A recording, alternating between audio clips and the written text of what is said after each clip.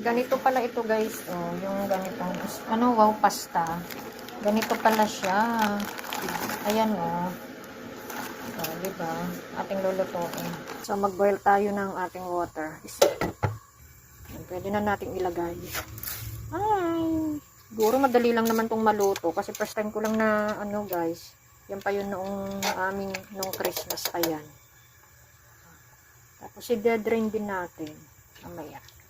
Parang mga ano lang din po, mga pansit canton, di ba? Mga instant. Ayan. Hindi kasi nagbabasa, kaya ano. Oh, marami din yung 5 ano sachet. So, ayan nga guys, kaya next time magbabasa ng instruction para hindi. Ayan.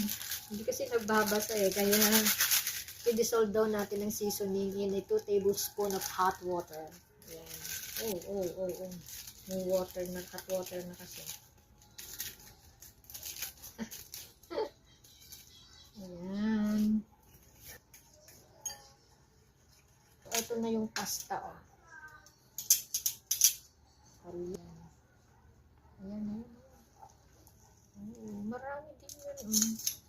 Gustong gusto to ng mga bata. Diba yung pansit canton ganito rin? Ayan, ang ating spaghetti, guys. Instant. Ano pala yun?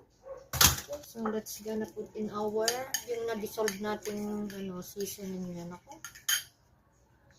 Ayan. Diba? Ayan.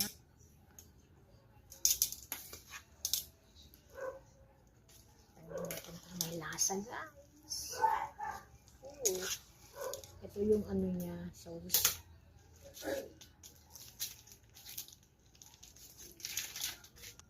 Ayan. Hala. Paste kasi ito sauce paste.